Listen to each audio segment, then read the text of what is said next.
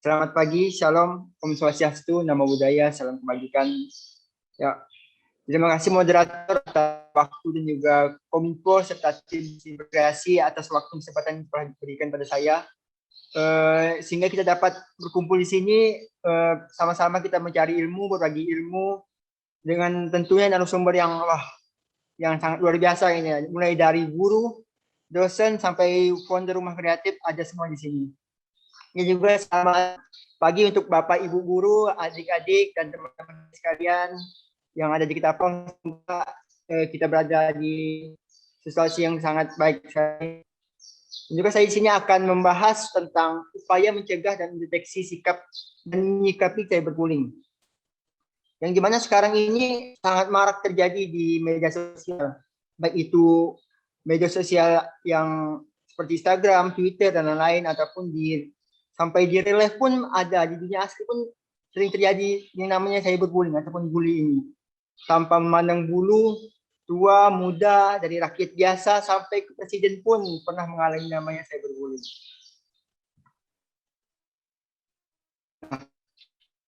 Perkenalkan dulu teman-teman. Perkenalkan, nama saya Roni Besanto. Saya asalnya dari Kabupaten Ketapang juga. Dulunya saya bersekolah di SMP Negeri 5 Ketapang. Setelah itu pindah lagi ke SMA Negeri 3 Ketapang, lanjut di Politeknik Ketapang, dan sekarang di Untan.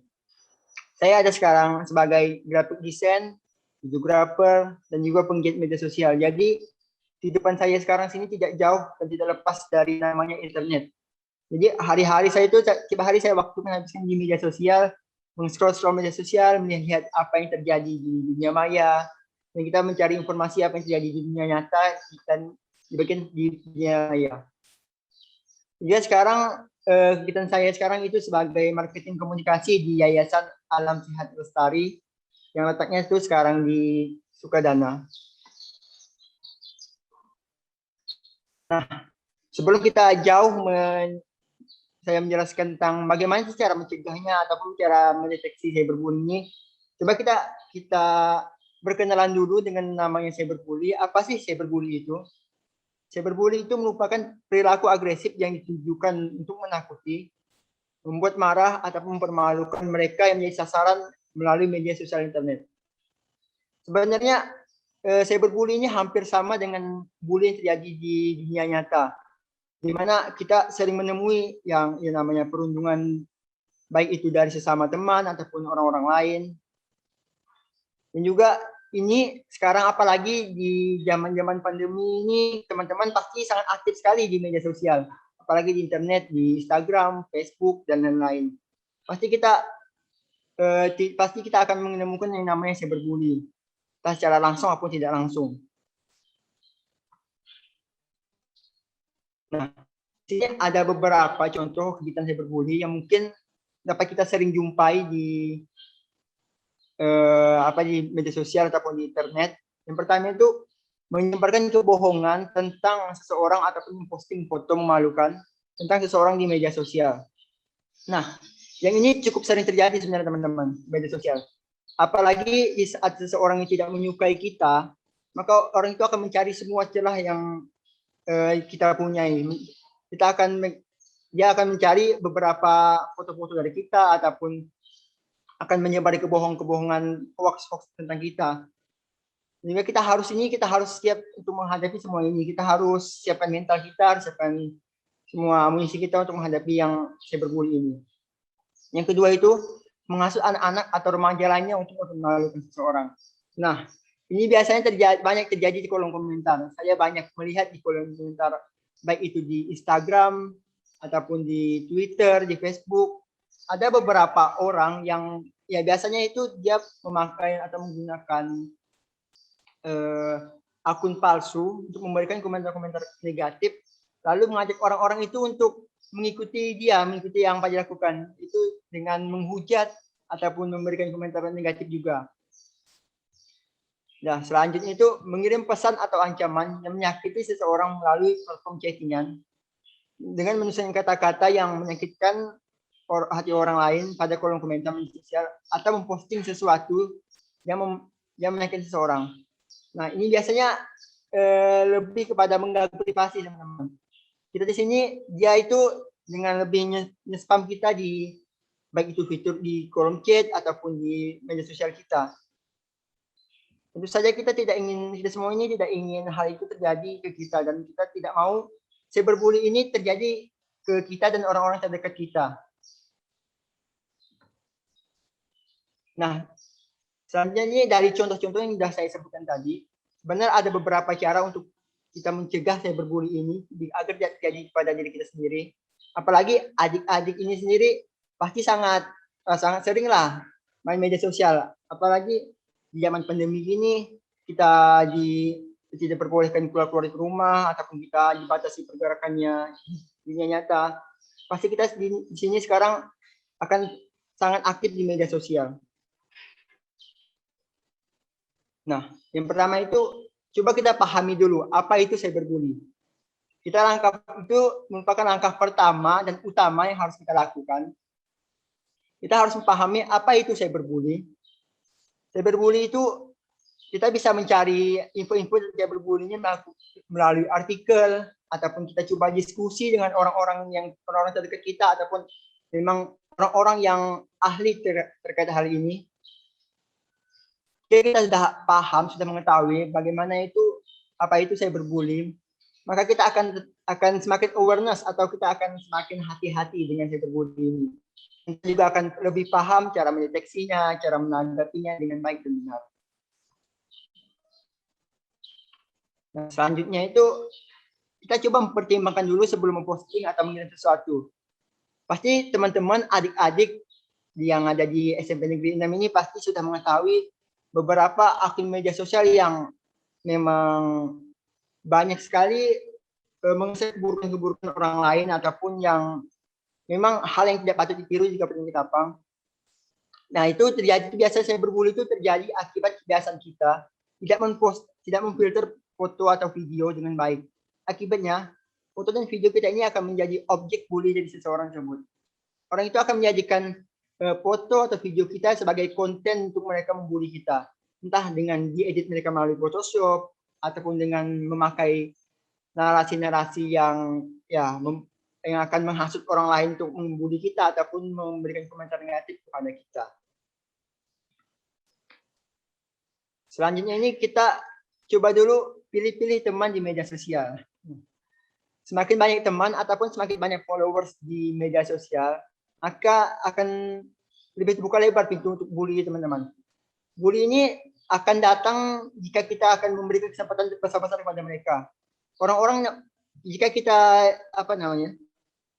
maka itu kita harus bersiap dengan konsekuensi kita. Jika kita mempunyai followers yang banyak, baik itu puluhan ribu atau ribuan, kita harus segera memfilter siapa sih yang berhak melihat konten-konten kita, siapa yang berhak melihat foto-foto kita.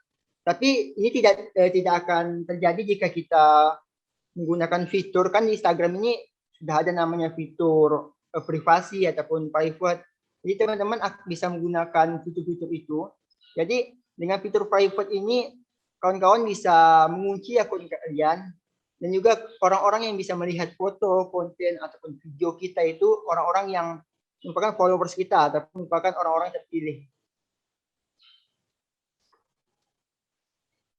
Selanjutnya, nah ini tidak kalah penting juga sebenarnya ini. Kita coba selektif dulu membahas topik tertentu.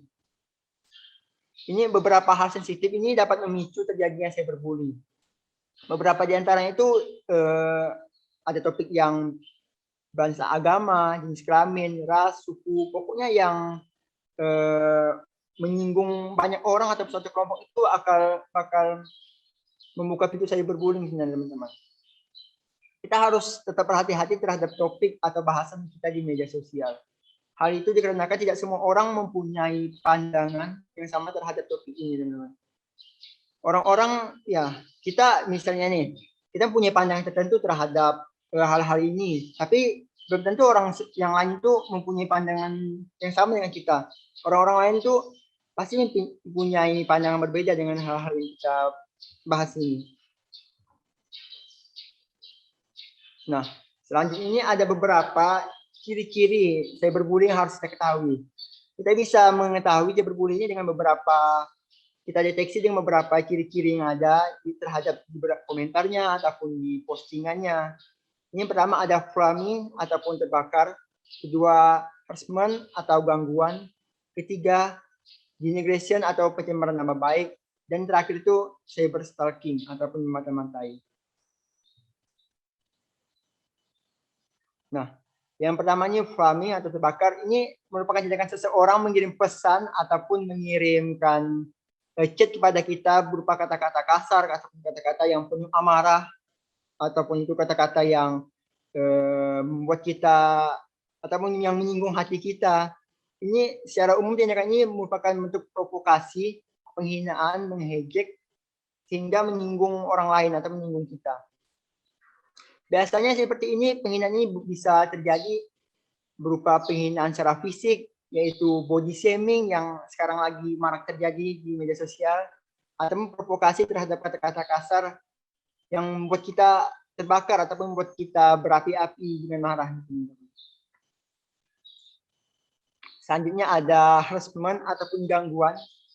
Ini harassment atau gangguan ini tindakan seseorang mengirim pesan-pesan berisi gangguan melalui SMS, email, teks, jaring sosial dengan intensif dan cara terus-menerus. Biasanya pelaku ini sering menulis komentar ke korban yang tujuan membuat korban itu gelisah. Pelaku ini akan mengganggu kehidupan kita, akan mengganggu privasi kita. Dia akan chat ataupun telepon kita 24 jam bahkan jika dia emang tidak menyukai kita.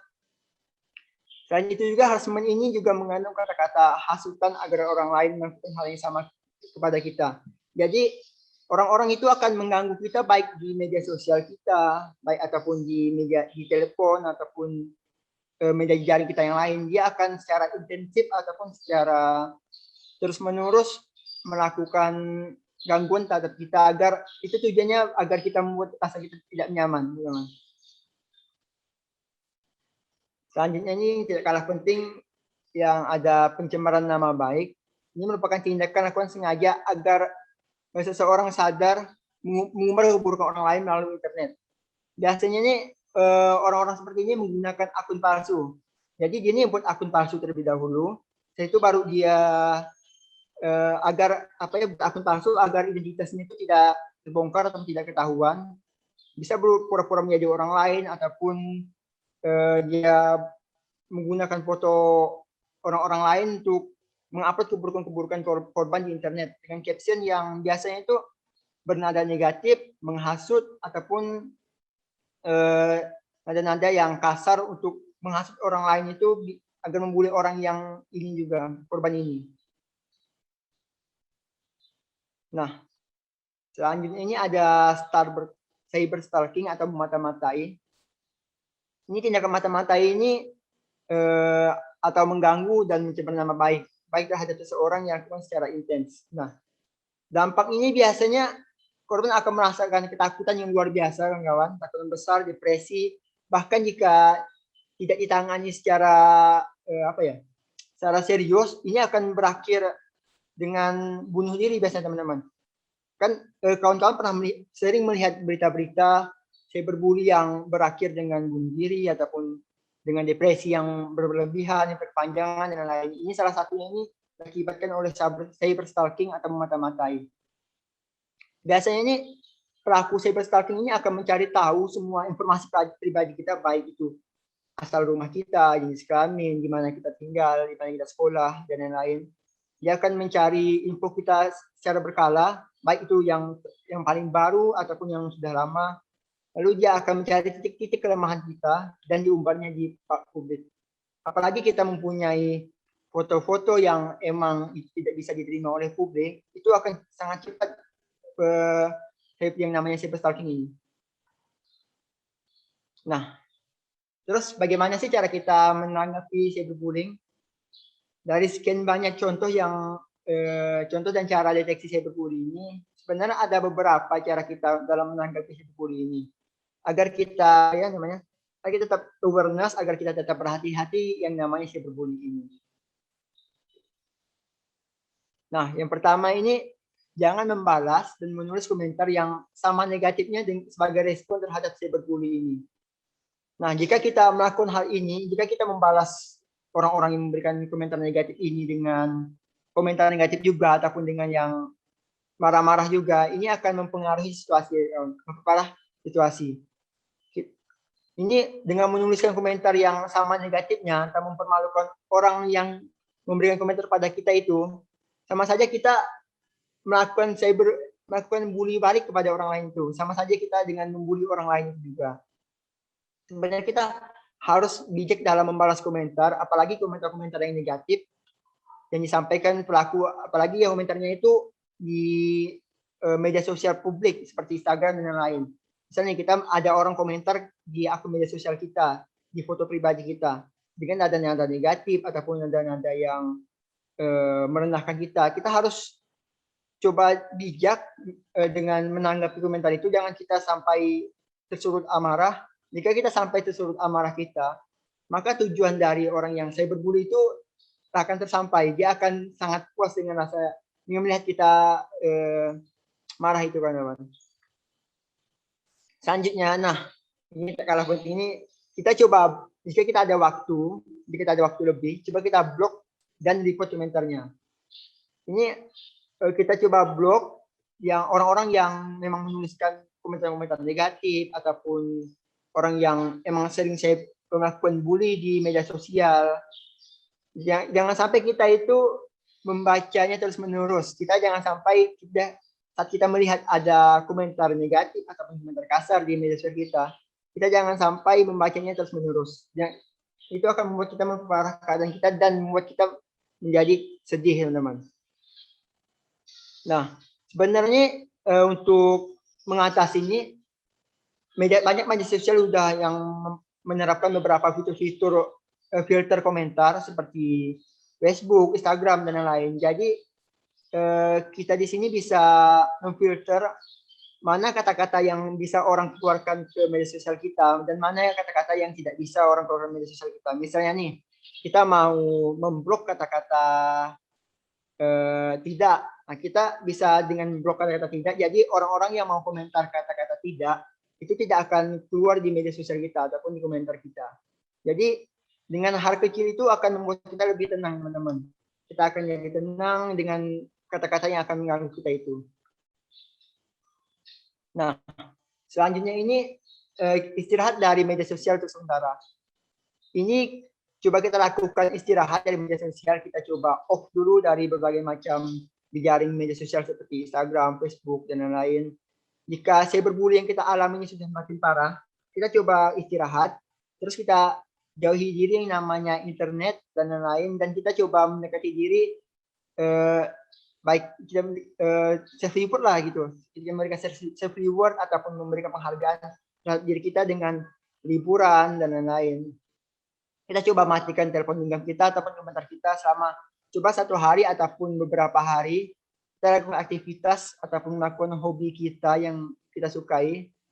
Jadi jika kita tidak aktif dalam jangka waktu panjang ataupun dalam jangka waktu lama, otomatis orang-orang yang sering memberikan komentar negatif ataupun orang-orang yang sering melakukan cyberbully pada kita ini, mereka akan beranggapan, wah ini Roni ini nggak aktif Instagram lagi, nggak aktif Facebook lagi. Jadi mereka akan beranggapan saya nggak aktif di media sosial lagi, dan mereka akan meninggalkan media sosial saya, dan juga mereka tidak akan melakukan cyberbully lagi. Nah, selanjutnya ini jangan sampai kita memendamnya sendiri, teman-teman. Jika ada mungkin cyberbully yang tidak ekstrim ataupun cyberbully yang ya, biasa-biasa saja dengan kata-kata yang masih bisa kita terima atau gimana. Namun kalau cyberbully yang kita alami sudah ekstrim ataupun ya seperti yang beberapa ciri-ciri yang sudah saya jelaskan tadi, kayak memata-matai ataupun membuat memberi spam, kita di sini kawan-kawan akan terkena dampak secara psikologis. Kesehatan mental kita akan semakin turun dan lain-lain. Jadi jangan sampai jika kita terkena cyberbullying, baik itu yang tidak ekstrim ataupun ekstrim, jika kita sampai terkena, kita harus cepat-cepat coba cari teman curhat baik itu ke orang tua, sahabat, teman, atau bahkan pacar. Kita ceritakan tentang cyberbully ini. Kita coba cerita, kita ungkapkan unek-unek kepada orang-orang tersebut yang emang bisa kita percayai, teman-teman. Jangan sampai kita bercerita pada orang-orang yang bukan orang-orang terdekat kita. Nah, ataupun jika emang ini situasi sudah semakin parah, sudah emang sulit tangani, kita coba bisa bercerita ataupun kita konsultasi ke ahlinya seperti psikolog ataupun yang lain-lain. Jika kita memendamnya sendiri, ini akan membuat masalah itu semakin besar. Kita akan semakin kepikiran terus, teman-teman. Kita akan kepikiran dengan bully-bully itu, dan juga orangnya bully itu akan semakin senang jika melihat kita semakin, kesehatan mental kita semakin turun itu. Selanjutnya, yang terakhir ini, coba kita pahami dulu bahwa tidak semua orang punya kepercayaan ataupun pandangan yang sama. Nah, kita berpikir terbuka, open mindset, ataupun kita berpikir lebih luas lagi, bahwa tidak semua orang memiliki opini ataupun memiliki pola pikir yang sama terhadap kita. Coba kita pahami, jika ada komentar yang memang kita anggap itu nada negatif, tapi sebenarnya coba kita pahami dulu, atau kita lihat dulu apakah itu benar-benar komentar negatif ataukah itu komentar yang memberikan solusi terhadap kita.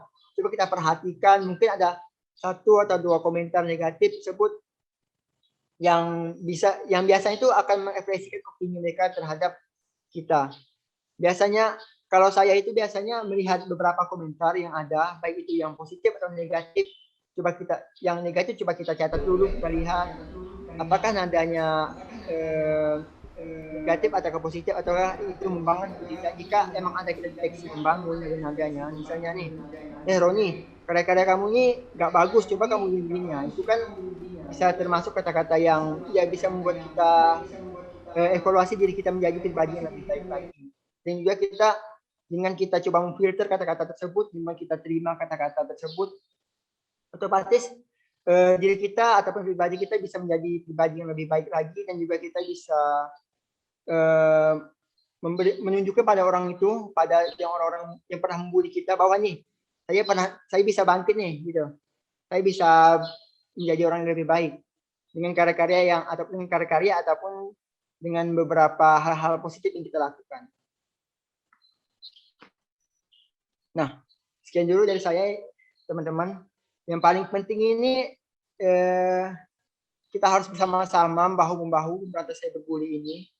Jika kita melihat aktivitas cyberbully, kita coba segera report ataupun laporkan orang-orang tersebut kepada pihak-pihak yang berwajib, ataupun ke pihak Kominfo ataupun yang lain. Dan juga kita memperingati dulu tersangka cyberbully itu. Jika dia tidak mau mendengarkan perkataan kita, ataupun tidak mau mendengarkan kata-kata kita akan kita langsung lapor saja ke pihak polisi dan lain-lain. Insya Allah jika kita sama-sama mengulurkan tangan, tapi kita sama-sama kompak memberantas cyberbully ini, insya Allah cyberbully ini akan berkurang di Indonesia, bahkan di dunia. Nah, sekian saja dari saya. Jika ada pertanyaan, bisa teman-teman tanyakan di kolom komentar, ataupun kawan-kawan tanyakan pada saya di nomor yang ada di sini. Sekian dari saya. Wassalamualaikum warahmatullahi wabarakatuh. Shalom. Baik, terima kasih banyak kepada Kak Roni Biasanto yang sudah memberikan materinya di pagi hari ini. Semoga nanti kalau ada pertanyaan kita akan sampaikan di sesi tanya jawab ya. Terima kasih sekali lagi Kak. Ya, sama-sama.